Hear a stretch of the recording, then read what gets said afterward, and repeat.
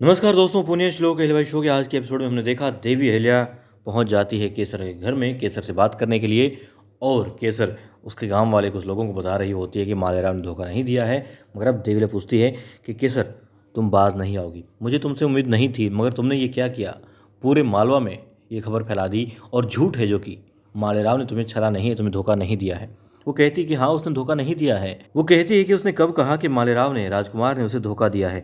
देवी अहिल्या कहती है, लेकिन पूरा गांव तो चीख चीख कर यही कह रहा है। तब वो लोग कहते हैं कि हाँ, हमने भी यही सुना है। अब देवी अहिल्या से वो भी कहती है कि मैंने तो सिर्फ वही कहा जो ये लोग आकर के पूछ रहे थे, और मैंने अब तक इस बारे में किसी से कोई बात नहीं की, आप मेरा विश्वास कीजिए। देवी अहिल्या कहती है उन लोगों से कि आपको किसने कहा। वो कहते हैं हमें नहीं पता, लेकिन पूरे गांव में यही चर्चा है, हमने सिर्फ सुना है, और हम तो इसीलिए जानने के लिए आए थे कि सच क्या है। और राजकुमार ऐसा, अब वो कहते हैं राजकुमार ऐसा नहीं कर सकते, उसने धोखा नहीं दिया है, और आप लोग यहाँ से चले जाइए।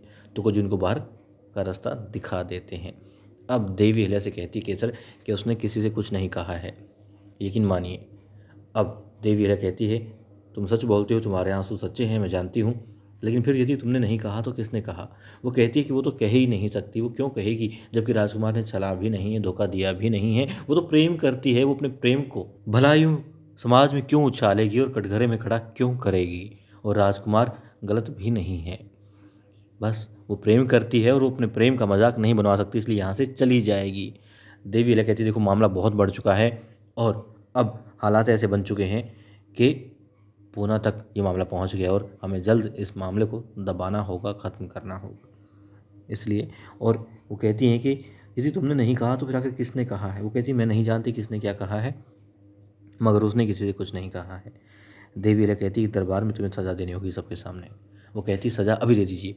खंजर उठाती है और अपने गले पर लगा लेती है। देवी अहिल्या कहती है कि मार डालिए उसे। अब वो कहती है तुम ये क्या कर रही हो, एक तरफ फेंकती है खंजर को, और फिर वो नीचे बैठ जाती है, घुटनों पर किससे कहती है, रोती है और कहती है वो प्यार करती है, प्रेम करती है मालेराव से, और यहाँ से चली जाएगी। चिंता मत कीजिए, मालेराव के लिए वो मालवा भी छोड़ करके कहीं चली जाएगी। अब उठती है फटाफट, और जी हाँ, उठाती है अपने कुछ कपड़े। देवी अहिल्या कहती है क्या कर रही हो, क्या कर रही हो। फिर कान्हा जी की जो मूर्ति होती है उस पर हाथ लगाती है, तो देवी अहिल्या उसे केसर को जो है एक तरफ कर देती है। कहती क्या कर रही हो, तो वो कहती है मैं यहाँ से चली जाऊँगी। जी हाँ, केसर कहती है कि वो माला छोड़ कर चली जाएगी, वो ऐसे भी अनाथ है, उसे कोई ना कोई तो सहारा दे ही देगा, और वरना कोई नहीं देगा तो उसके कान्हा जी तो उसके साथ हैं ही। अब देवी अहिल्या पूछती है तुम वाकई में प्रेम करती हो मालेराव से। कहती हाँ, प्रेम करती हूँ, मगर आप चिंता मत कीजिए, इस केसर को ना तो विवाह की आवश्यकता है और ना ही किसी नाम की आवश्यकता है, और वो यहाँ से चली जाएगी। उसे कोई अपेक्षा नहीं है, कोई उपेक्षा नहीं है, और चली जाएगी वो अपने मालेराव के लिए, अपने प्रेम के लिए, मगर यूं। अब वो कहती है चिंता मत करो, सीने से लगा लेती है देवी अहिल्या केसर को, और कहती है तुम कुछ दिन तक मालेराव से दूर रहो इस मामले को, क्योंकि राजनीतिक तौर पर अब ख़त्म करना होगा इस मामले को, तो समय लगेगा, और मालेराव को रोकने की हम कोशिश करेंगे, मगर तुम उससे मत मिलना, तुम उसका स्वभाव जानती हो, ठीक है। अब देवी अहिल्या वहाँ से चली जाती है, लेकिन मालेराव उस ओर आ रहा होता है, और उसे रास्ते में वही लोग रोक लेते हैं जो कि अभी केसर के घर पर थे, और कहते हैं राजकुमार जी रुक जाइए। वो पूछते हैं क्यों। वो कहते हैं कि केसर के घर मत जाइए। क्यों ना जाऊँ। बताते हैं कि देवी अहिल्या उस तरफ गई है, और देवी अहिल्या का जो चेहरा देखा, मतलब कि कुछ गलत कर सकती हैं वो नहीं चाहती अब किसी भी सूरत में केसर से मिले और केसर आपकी ज़िंदगी में आए, तो केसर को नुकसान पहुंचा सकती है। इसलिए वो लोग चाहते हैं कि केसर की खातिर मालेराव उस पर ना जाए, ठीक है। अब क्या होता है, अब दिखाते हैं देवी अहिल्या महल में पहुंच जाती हैं, और वहाँ महल में पहले ही मंदिर में मुक्ता मैना को समझा रही होती कि देवी अहिल्या आएंगी, सब ठीक कर देंगी, वो तुम्हारा ही पक्ष लेंगी, चिंता मत करो। अब देवी अहिल्या आ जाती हैं, वो दोनों खुश हो जाती हैं, और मैना कहती है आपने सब ठीक कर दिया ना अब मालेराव। वो कहती हैं देखो, केसर इतनी भी बुरी नहीं है, अच्छी लड़की है वो, लेकिन हाँ, इस मामले को आई बनकर नहीं, एक रानी बनकर ही सुलझाना होगा, क्योंकि भी राजनीतिक तूल पकड़ता जा रहा है। अब मैना कहती है कि हाँ, वही गलत है, बाकी सब सही है।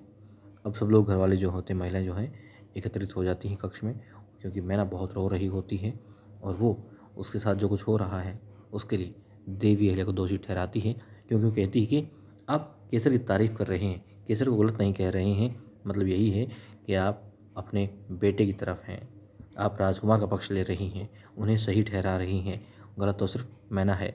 फिर वो गुस्से में सख्त अल्फाज के साथ बोलती है कि देवी अहिल्या से मैना कि वही दोषी है, देवी अहिल्या ही दोषी है, मैना के साथ में जो कुछ हो रहा है, उसकी ज़िंदगी में जो दुख दर्द आ रहा है।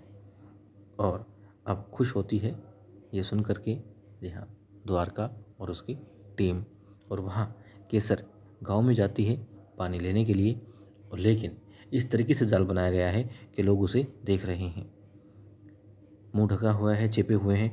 केसर को आभास होता है कोई है जो छिप कर देख रहा है, कुछ हलचल हो रही है, आहट हो रही है, मगर समझ में नहीं आ रहा।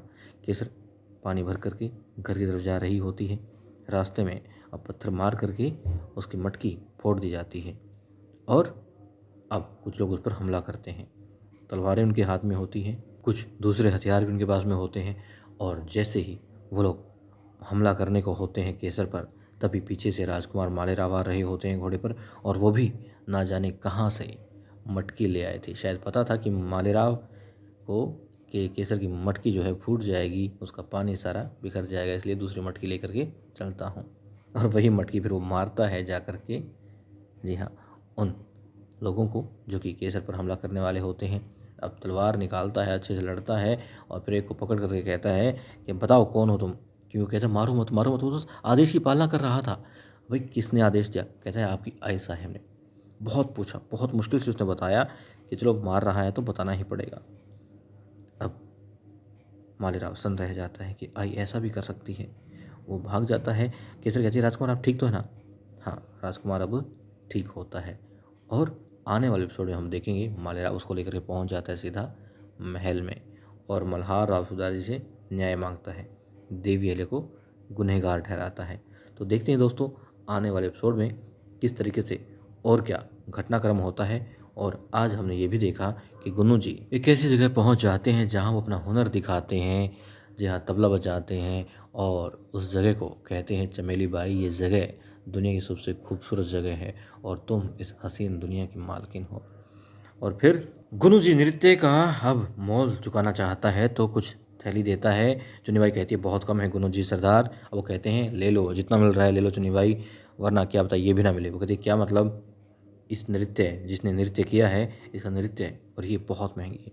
तो वो कहते हैं देखो ऐसा है कि राजकुमार को प्यार होने लग गया है गांव की लड़कियों से, और जब राजकुमार नहीं आएंगे, तुम्हारा नृत्य देखने का शौक नहीं रखेंगे, तो फिर तुम्हारा ये जो काम धाम है ये तो बंद हो ही जाएगा। तो खैर मनाओ, जो मिल रहा है ले लो। अब वो कहते हैं आप खुद कोठे पर आते हैं और गुनू जी आप मालेराव के प्रेम को गलत बताते हैं। अब वो कहते हैं प्रेम छोड़िए, बात ये है कि आपके हर लड़की को ये बता दो कि मालेराव गलत है जो कर रहा है। और गुनू जी कहते हैं बात इसलिए कह रहा हूँ कि सारी लड़कियों को बता दो, वो अपने ग्राहकों को भी ये बात बता देगी और पूरे मालवा में आग की तरह फैला देगी। और बाकी आप खुद समझदार हैं। अब गुनू जी वहाँ से मुस्कुराते हुए चले जाते हैं।